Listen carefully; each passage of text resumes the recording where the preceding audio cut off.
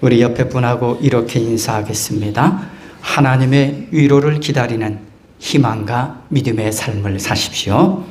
하나님의 위로를 기다리는 희망과 믿음의 삶을 사십시오. 아멘.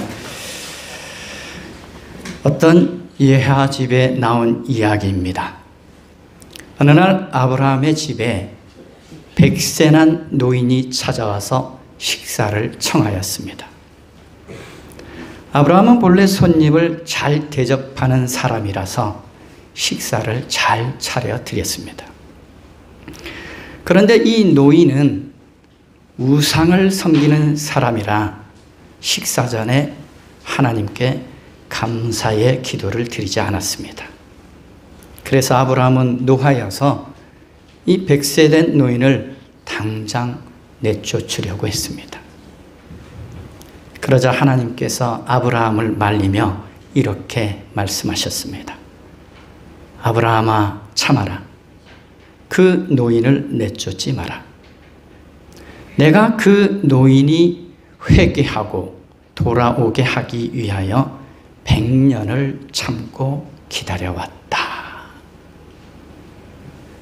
사랑하는 교회 여러분, 우리는 이 땅에 오신 예수님께 감사하며 다시 오실 예수님을 기다리며 참고 인내하는 믿음으로 살아가고 있을까요? 우리는 우리보다 우리를 더 참아주시고 기다려주신 그 주님의 사랑을 감사하며 살아가야 합니다. 하나님이 나와 같은 사람을 참아주셨음을 알고 주님을 믿고 기다리는 삶을 살면 마지막 날에 하나님의 영광을 보게 될 것을 기억하며 살아가야 합니다. 기다릴 것도 없고 기대할 것도 없는 삶은 참으로 삭막한 삶이 될 것입니다. 기다리지 않으면 아무런 희망의 빛도 발견할 수 없습니다. 우리는 절망 중에도 참된 소망이 되시는 주님과 함께하고 다시 오실 주님을 기다리기에 희망이 있는 인생임을 기억해야 합니다. 이스라엘 백성이라면 제사장과 율법교사 그리고 모든 백성에 이르기까지 자신들을 구원하여 줄 메시아를 기다리고 있었습니다. 그런데 문제는 정작 예수님이 세상을 구원할 구원자이신 메시아로 탄생하셔서 이 세상에 오셨지만 예수님이 메시아이심을 알아보는 사람도 없었고 예수님의 탄생을 축하하는 사람들도 많지 않았다는 것입니다. 그리고 누구도 메시아가 베들레헴 마구간에서 태어날 것이라는 상상을 하는 사람들도 없었습니다. 수많은 사람들의 생각 속에는 그들을 구원할 메시아가 이 세상의 통치자들보다 더 화려하고 더 위엄 있게 나타날 것이라고 여기며 살았던 것입니다. 이처럼 영적으로 어둡고 무지한 사람들 사이에서도 오늘 메시아가 오실 것을 기다리다가 직접 메시아를 만나게 된 사람들이 있습니다. 그들은 누구보다도 메시아에 대한 기대와 기다림과 소망을 가지고 있었던 시몬과 안나라는 여선지자입니다. 시몬이 메시아를 기다리고 있었음을 오늘 본문 25절에서 이렇게 말씀하고 있습니다.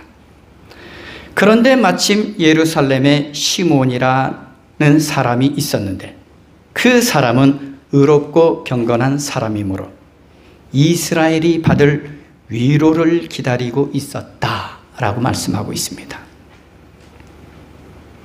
그런데 오늘 시몬이 그토록 기다리던 메시아이신 예수님을 언제 만나게 됩니까? 아기 예수님의 정결 예식을 위해서 부모들이 아기 예수님을 주님께 드리려고 예루살렘에 데리고 올라갔을 때입니다. 메시아에 대한 기다림이 결국 메시아이신 예수님을 만나는 기쁨을 누리게 된 것입니다. 모세의 법에 따르면 남자아이를 낳은 산모는 7일간 부정한 것으로 판단되었습니다.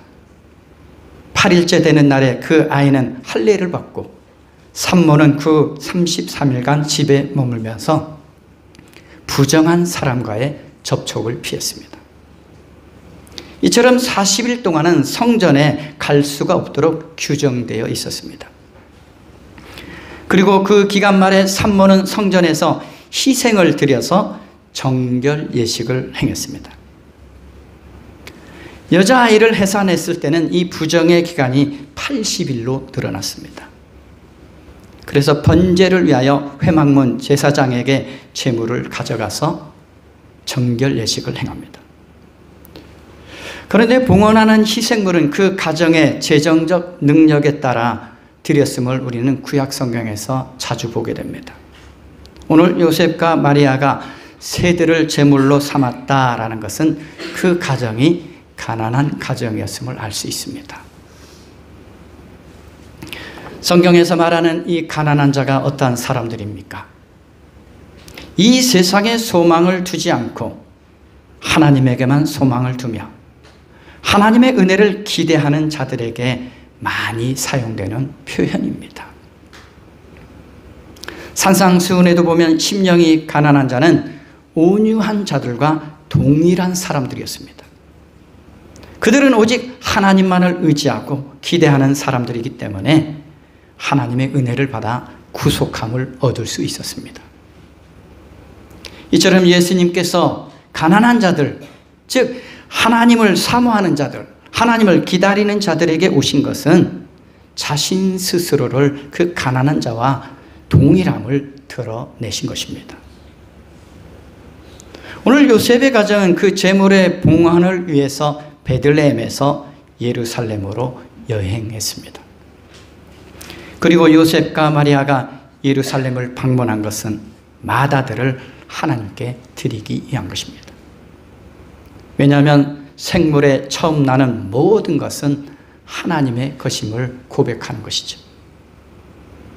특히 사람의 경우 장자는 하나님의 것으로서 하나님께 드려진 아이로 오세겔이라는 그 성전세로 대속될 수 있었습니다. 이 상황을 볼 때 예수님께서는 이 모세의 율법을 꼼꼼하게 지키는 이 가족 속에서 자라났음을 알 수 있습니다.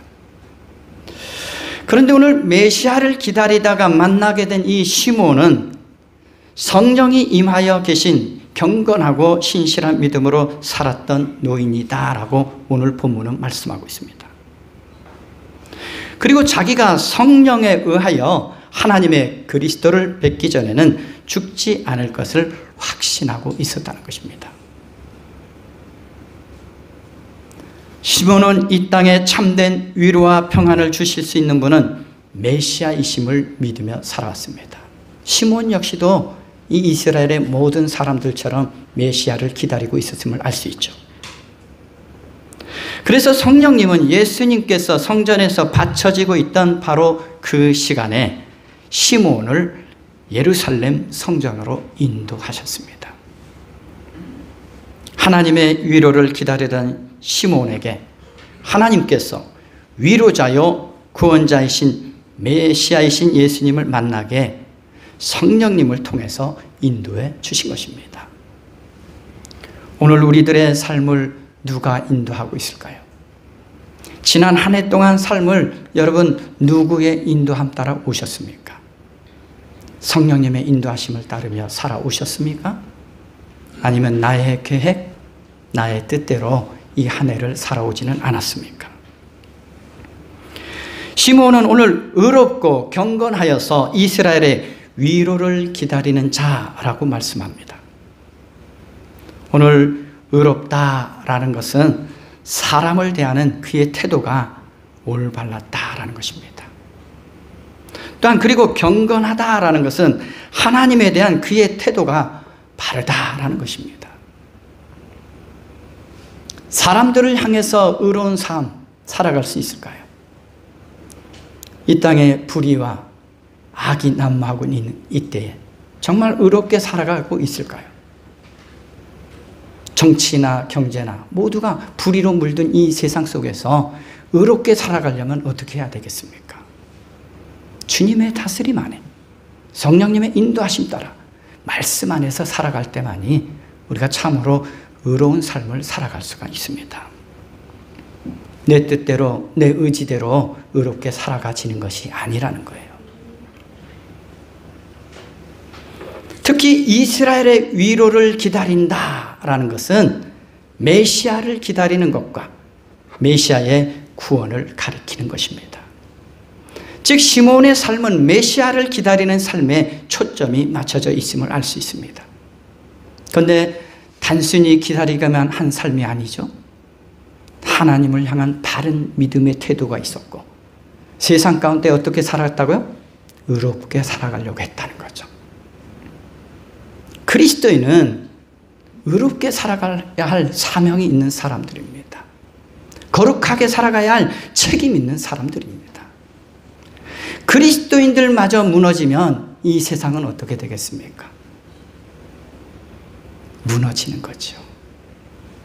그나마 의롭게 살아가는 사람들이 있기에 무너지지 않는 거예요.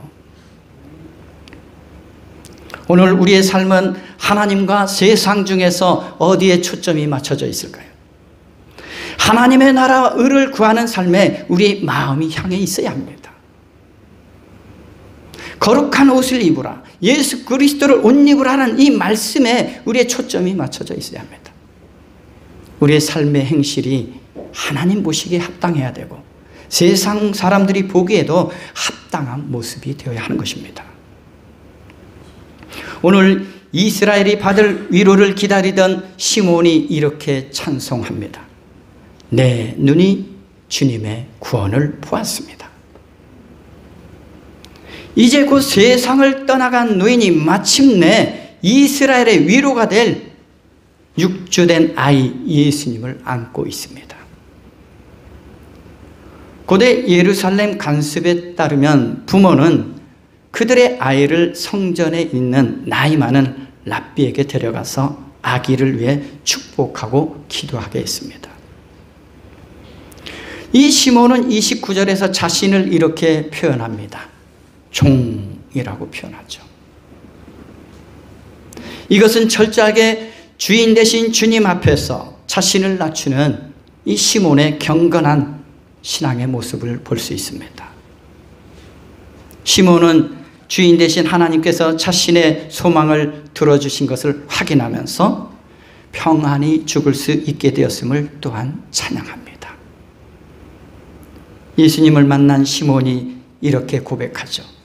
이제는 말씀하신 대로 종을 평안히 놓아주시는도다. 이 말씀을 통해서 봐도 이 시몬이 얼마나 간절하게 주님의 오심을 사모했는지를 확실히 알 수 있습니다. 또한 이 시몬의 고백을 통해서 우리가 알 수 있는 것은 예수 그리스도는 이 땅에 참 평화를 주시기 위해서 오셨음을 보여주는 것입니다. 오늘날 전쟁이 난무하죠. 기근과 홍수로 난리입니다. 주님의 다스림이 필요한 때죠. 세상의 통치자는 완벽하지 않습니다. 세상의 통치자를 위해서도 기도해야 합니다. 정말 주님을 닮아서 공의로, 정의로, 사랑으로 통치하는 세상이 되기를 위해서 기도해야 합니다. 하나님만의 이 통치, 완벽한 통치를 하시는 분, 완전한 통치를 하시는 분이심을 우리는 깨달아야 합니다. 또한 오늘 성령님은 이 시몬의 노래 가운데서 예수님께서 유대인과 이방인, 즉 모든 사람을 위한 구원의 방편이 되신 것을 오늘 찬송하고 있다는 거죠. 시몬은 하나님이 예수님을 모든 사람, 곧 이방인이나 유대인 모두의 구원을 위해 주셨음을 찬양하고 있는 것입니다. 오늘 하나님의 구원은 이방을 비추는 빛이 되었다라고 선언합니다. 시몬은 예수님이 누구이신지를 오늘 정확히 알고 있는 거죠. 그는 이방을 비추는 빛이자 이스라엘의 영광이기도 하다라고 찬송하잖아요. 그 예수님이 자기 앞에 계신다는 사실을 시몬은 깨달은 거죠. 누가 깨닫게 해주셨죠? 성령 하나님 깨닫게 해주시고. 그러나 이스라엘의 위로와 이방인의 구원이 큰 값을 치르지 않고는 있을 수 없다는 것을 오늘 시몬의 이 찬송의 고백 속에서도 또한 볼 수 있습니다. 시몬이 아기의 어머니인 마리아에게 이렇게 말합니다. 보십시오. 이 아기는 이스라엘 가운데 많은 사람을 넘어지게도 하고 일어서게도 하려고 세우심을 받았으며 비방받는 표징이 되게 하려고 세우심을 받았습니다. 그리고 칼이 당신의 마음을 찌를 것입니다. 그리하여 많은 사람의 마음속 생각들이 드러나게 될 것입니다. 이는 마리아가 예수님의 어머니로서 이 겪게 될 고난과 슬픔과 아픔에 대한 말씀입니다. 메시아의 어머니로서 마리아는 이스라엘 백성들이 메시아를 거부한다는 사실과 메시아 예수님이 당하시는 이 고난에 가슴 아파하게 될 것임을 오늘 미리 말씀하시는 것이죠. 이는 곧 이스라엘이 메시아로 오신 예수님을 사람들이 영접하지 않을 것임을 예언하는 찬송이죠. 예수님을 거부하고 예수님을 대적한 가장 큰 사건이 무엇입니까? 바로 십자가의 사건이죠. 그런데 하나님은 이스라엘이 거부한 이 십자가의 예수님을 통해서 하나님의 구속 사역을 성취하실 것임을 뜻합니다. 모든 사람을 구원하시고자 하는 뜻이 이 예수님의 십자가에 담겨 있는 것입니다. 그래서 예수님은 어떻게 하셨습니까? 십자가를 통해서 하나님 나라를 성취하신 거예요. 그래서 하나님은 구원은 이스라엘의 영광이라고 선언하고 있는 것입니다. 시몬은 마리아에게 하는 예언을 통해 예수님께서 사람들의 죄를 대신해서 고난을 당하심으로 죄인들을 구속하실 메시아이심을 지금 찬송하고 있는 것이죠. 메시아 예수님께서 이 땅에 오신 것에 대한 반응으로 우리는 두 부류의 사람들로 나눠지게 되는 것을 보게 됩니다. 오늘 본문에 보면 한 부류는 패하여 넘어지는 자이고 한 부류는 흥하여 견고하게 세워지는 자입니다. 그런데 이처럼 패하여 넘어지는 자, 흥하여 견고하게 되는 자의 이 경계가 무엇입니까? 바로 메시아이신 예수님입니다. 예수님을 받아들이느냐 거절하느냐에 따라 그 경계가 나눠진다는 거죠.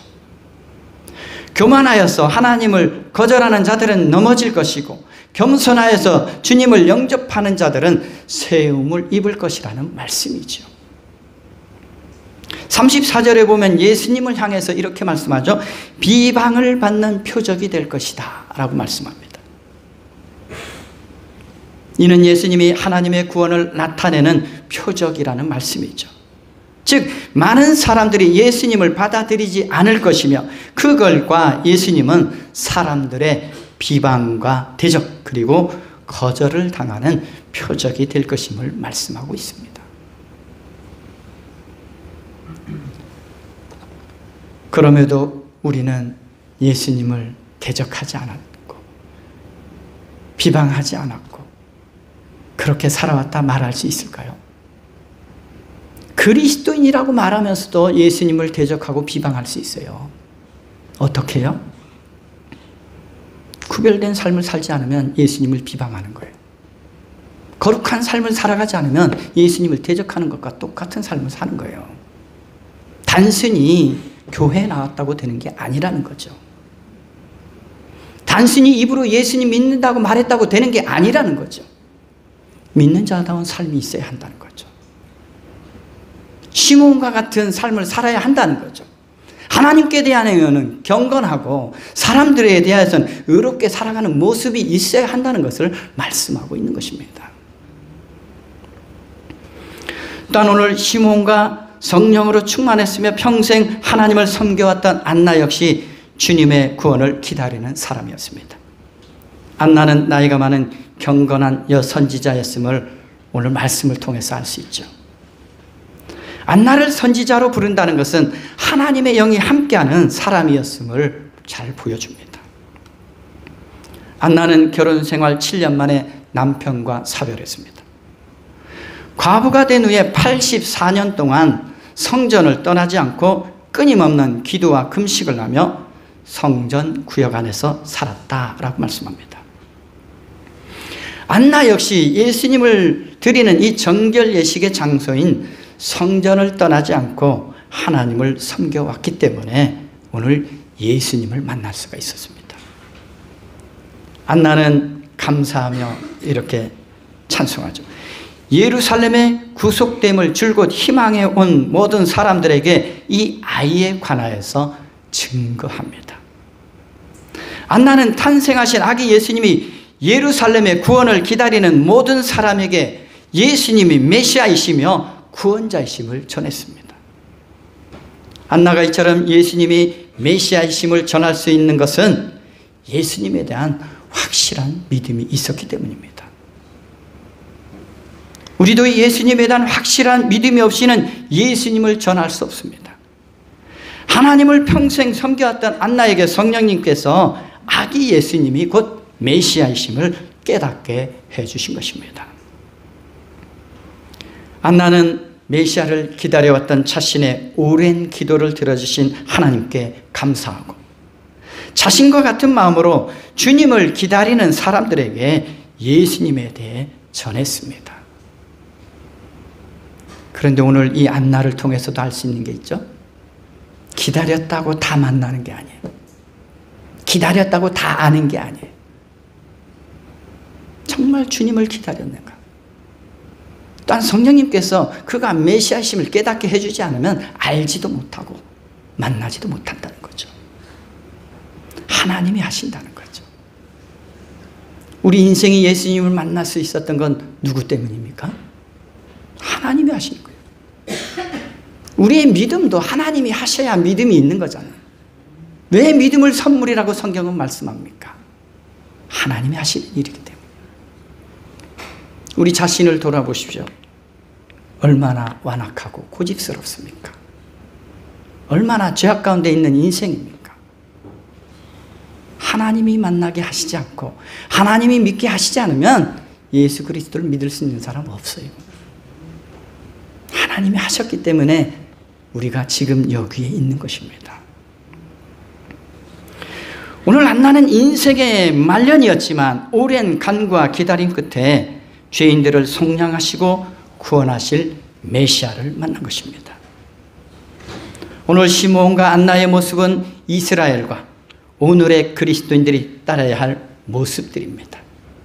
경건하고 신중하고 항상 기도하며 성령의 인도를 받고 성전을 떠나지 않으며 하나님의 약속이 이루어지기를 갈망하고 소망하는 삶을 살아가는 것입니다. 그리고 주님을 기다린 시므온과 안나에게 주신 것이 무엇입니까? 오늘 시므온에게는 평안을 주셨잖아요. 평안. 주님을 만날 때 참 평안이 있죠. 일단 오늘 안나가 누리게 된 게 무엇이죠? 감사죠. 그 오랜 세월 기다려왔는데 만나주신 하나님, 약속하신 하나님, 그 하나님을 만난 것에 대해서 감사하고 있다는 거죠. 마리아와 요셉은 예수님과 함께 갈릴리 나사렛에 있는 그들의 집으로 돌아옵니다. 그리고 아기 예수님은 힘과 지혜가 자라고 하나님의 사랑 속에서 자라갔다라고 말씀합니다. 그런데 예수님의 삶은 처음부터 끝까지, 즉 탄생에서 십자가에 이르기까지 인류의 죄를 대신 짊어지시기 위한 희생이었음을 우리는 기억해야 합니다. 그리고 예수님에게는 항상 하나님의 은혜가 함께 했다라고 오늘 본문은 말씀하고 있습니다. 예수 그리스도를 믿는 우리들에게도 하나님의 은혜가 항상 있는 삶이 되시기를 바랍니다. 우리도 우리를 위하여 메시아로 오신 예수님을 사랑을 통해 하나님의 자녀가 되었으며 예수님 안에서 이 생명과 평화를 누리고 있음을 깨달아야 합니다. 하나님 나라의 삶은 예수 그리스도를 믿을 때 지금 여기에서도 누릴 수 있는 삶입니다. 죽어야만 누리는 나라는 하나님 나라가 아닙니다. 하나님 나라는 생명 있는 사람들이 누리는 나라이기 때문입니다. 우리는 우리 인생의 생명이 다하는 날까지 시므온과 안나처럼 의롭고 경건한 신앙과 확실한 믿음으로 이제는 이 땅에 오신 예수님에 대해서 감사할 뿐만 아니라 다시 오실 주님을 간절히 기다리는 마음으로 살아가야 합니다. 어떤 상황에 처하더라도 성령님의 인도하심을 따르며 믿음으로 인내하면서 경건한 삶에서 떠나지 말고 세상 속에서는 의롭고 공의롭고 정의롭게 살아가기를 힘쓰는 삶이 되어야 합니다. 오늘 이스라엘이 받을 위로를 기다린 주님을 믿는 자에게 주님께서는 하늘의 샬롬, 이 평안을 주시고 감사로 그 삶을 마무리할 수 있도록 성령님께서 인도해 주셨다는 거예요. 오늘 이 한 해를 감사로 마무리할 수 있는 것 하나님의 은혜입니다. 새롭게 시작하는 한 해도 여러분 어떻게 살아가시겠습니까? 성령님의 인도하심 따라 살아가십시오. 오늘 시므온과 안나처럼 나이가 들었다고 해서 희망이 없는 것이 아닙니다. 예수님 없이 살아가고 예수님을 기다리지 못하고 기다림이 없는 사람이 희망이 없는 사람입니다. 이걸 깨달아야 되는 거죠. 예수님의 탄생은 시므온에게는 평강이었고 안나에게는 감사로 나타난 것처럼 다시 오실 예수님을 기다리는 우리에게도 예수님은 여전히 평강을 주시고 계십니다. 또한 우리가 감사하며 살아갈 수 있도록 우리의 인생길을 인도해 주십니다. 요한계시록 21장 3절과 4절에 보면 이스라엘이 받을 위로를 기다리는 자에게 주시는 완성될 하나님 나라의 위로와 구원의 말씀이 있습니다. 보아라, 하나님의 집이 사람들 가운데 있다. 하나님이 그들과 함께 계실 것이요 그들은 하나님의 백성이 될 것이다. 하나님이 친히 그들과 함께 계시고 그들의 눈에서 모든 눈물을 닦아주실 것이니 다시는 죽음이 없고 슬픔도 울부짖음도 고통도 없을 것이다. 이전 것들이 다 사라져 버렸기 때문이다. 사랑하는 여러분, 이 약속의 말씀을 붙들고 새롭게 하나를 살아가시고 하나님의 위로를 날마다 기도드리는 삶이 되시기를 바랍니다. 그래서 새 하늘과 새 땅에 영원한 생명과 평안을 누릴 뿐만 아니라 지금 여기 내가 살아가는 삶의 현장 속에서도 온전히 하나님의 나라의 백성답게 하나님의 자녀답게 의롭게 살아가시기를 주님의 이름으로 기원합니다. 기도하겠습니다. 자비하신 하나님, 저희들이 하나님의 위로를 기다리는 인생이 되게 하여 주신 것 감사합니다. 그 위로를 기다리는 자에게 평안을 주셨고 감사의 마음을 주셨던 것처럼 우리들에게도 참 평안과 참 감사의 삶을 앞으로도 새로운 한 해도 살아갈 수 있도록 은총을 베풀어 주시옵소서. 감사드리며 예수 그리스도 이름으로 기도드립니다. 아멘.